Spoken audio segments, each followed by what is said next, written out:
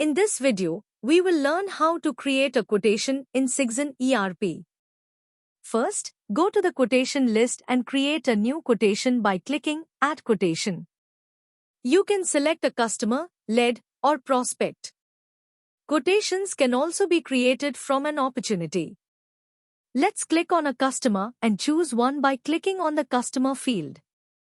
Check the other details such as date, valid till, and order type. If any changes are needed, make them accordingly. Next, select the item in the item box. Enter the quantity and rate of the item.